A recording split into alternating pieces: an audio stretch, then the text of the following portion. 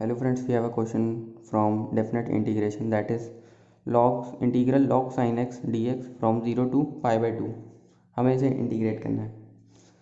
पहले हमें एक प्रॉपर्टी पता है f ऑफ x इंटीग्रल 0 से a जो होती है 0 से a f of a minus x dx।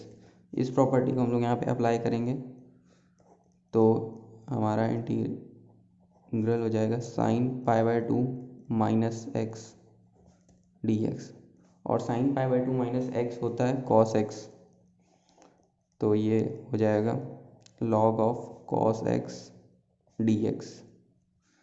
अब हमें इसे इक्वेशन फर्स्ट मान लेते हैं और इसे equation second. Now adding equation first and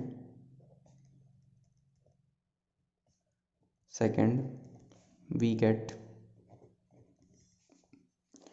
2i equal to integral 0 से pi by 2 log of sine x plus log of cos x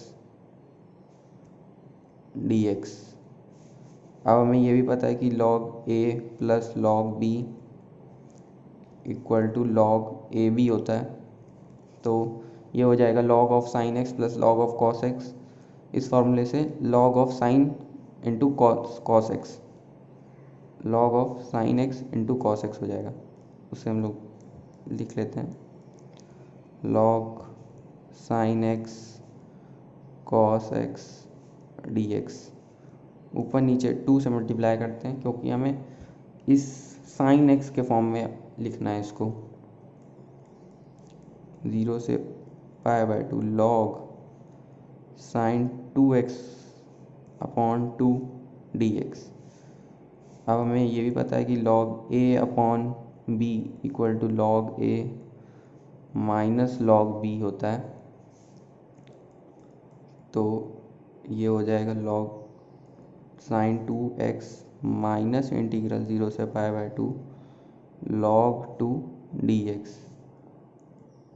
अब हमें इसको इंटीग्रेट करना है पहले, और क्योंकि इसका इंटीग्रेशन आसानी से हो जाएगा, इसको इंटीग्रेट करना है तो हम इसे I1 लेट कर लेते हैं। Now we have to integrate this sine 2x dx, और अब हम इसमें एक सब्सटीट्यूशन करेंगे। 2x को हम लोग t पुट कर देते हैं, तो twice of dx equal to dt। तो dx की वैल्यू क्या हो जाएगी dt बाय 2, और जब x 0 था, व्हेन x इक्वल टू 0, तब t हो जाएगा 0।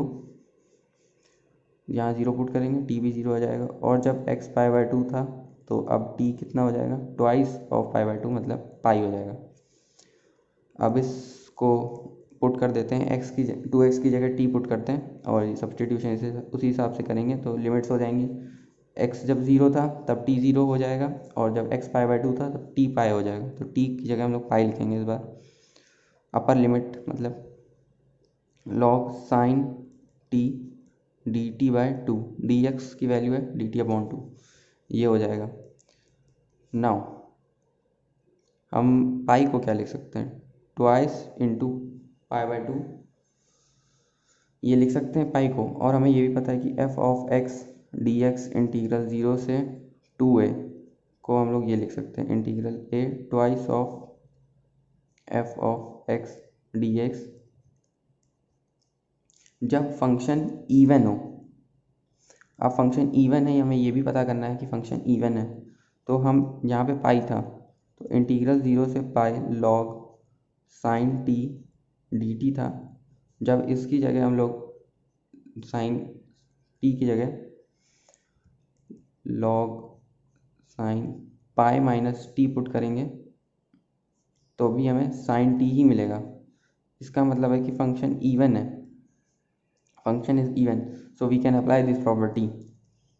तो उस हिसाब से 2 बाहर आ जाएगा, और यहाँ वाला 2 यहाँ लिख लेते हैं हम लोग, तो log sine t d T.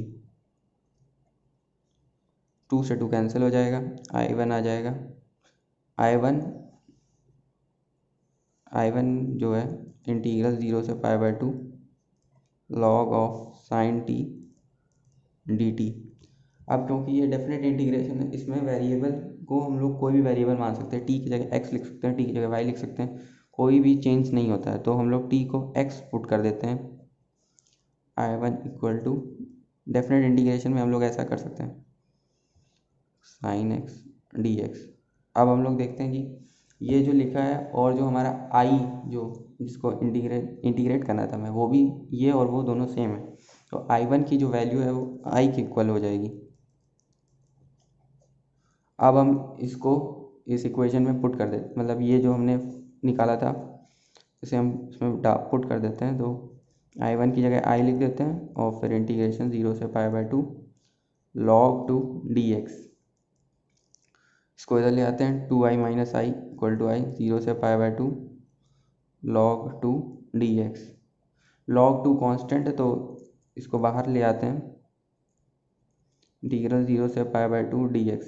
dx का इंटीग्रल x होता है और लिमिट्स इसकी होगी 0 से π/2। π/2 एक बार डालेंगे फिर -0 कर देंगे उसको, तो ये हो जाएगा log 2 माइनस log 2 π/2 -0, और जो कि π/2 के इक्वल ही होगा। तो -π/2 इंटू log 2 आई की वैल्यू होगी। Hope you get the solution. मैं एक बार फिर से एक्सप्लेन कर देता हूँ कि मैंने किया क्या है। आई हमें दिया हुआ था इंटीग्रल 0 से π/2 log sin x dx। फिर हमें एक प्रॉपर्टी पता है, इंटीग्रल 0 से a f x dx को हम लोग f of a minus x dx लिख सकते हैं। वही हमने किया है। फिर sin x की जगह sin π/2 माइनस एक्स डाल दिया, फिर sin π/2 minus x cos x होता है।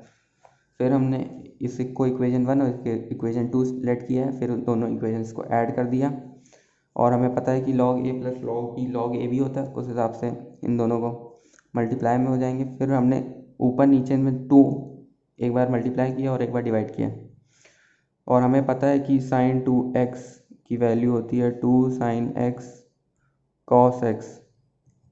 तो हमने 2 sin x cos x को sin 2x पुट कर दिया। फिर उसके बाद log a अपॉन b जो होता है log a minus log b होता है, उस फॉर्मूले से हमने यहाँ पे किया है कि log sin 2x minus log x put कर दिया इसको। फिर हमने sin 2x log of sin 2x वाले इंटीग्रेशन को I1 लेट किया है, फिर हमने इसको सेपरेटली सॉल्व किया। फिर log sin 2x dx है हमारा, तो हमने 2x को t पुट किया है, t का सब्सटीट्यूशन किया है। फिर यहाँ पे 2i of dx equal to dt, तो dx की वैल्यू आ जाएगी dt अपॉन 2। फिर जब लोअर लिमिट x 0 होगी तब t भी 0 होगा, और जब lower limit x π/2 upper limit x जब π/2 है तो ट्वाइस ऑफ x हो जाएगा, तो t π/2 पाई हो जाएगा। फिर हमने इसमें जब ये आ जाएगा यहाँ पे पाई होगा, फिर हमने पाई को लिख सकते हैं twice into pi upon 2 log sin t d t upon 2, ये होगा। फिर i इक्वल टू 2, ये फंक्शन जो है इवन दिया है तो इस हिसाब से ये 2a जो है 2 बाहर आ जाए, मतलब 2 यहाँ आ जाता है। फिर 2 से 2 कैंसिल कर दिया, log of sin t dt। फिर हम लोगों ने t डेफिनेट इंटीग्रेशन है तो t को हमने एक्स पुट कर दिया, क्योंकि डेफिनेट इंटीग्रेशन में कोई भी वेरिएबल का मतलब कोई भी वेरिएबल के हम लोग चेंज कर सकते हैं। x को t लिख सकते हैं, t को y लिख सकते हैं, y को z लिख सकते हैं। कोई भी इंटीग्रेशन में डिफरेंस नहीं आता है डेफिनेट इंटीग्रेशन में, बस उसी हिसाब से हम लोगों को उसमें लिमिट्स और वो सब चेंज करनी होती हैं। यहाँ टी को हमने सिंपली एक्स पुट कर दिया, तो इसमें कोई हम लोग को चेंज नहीं करना है। तो I1 इक्वल टू इंटीग्रल 0 से log sin x dx जो हमारा आई के इक्वल था, I1 इक्वल टू आई। फिर हमने इस इक्वेशन में I1 की जगह आई पुट कर दिया, फिर हमने इसको सिंपली बस log 2 कांस्टेंट है, तो फिर हमने इंटीग्रल dx था तो x 0 से π/2, तो हमने लिमिट्स पुट किए और फिर finally get the answer. Thank you.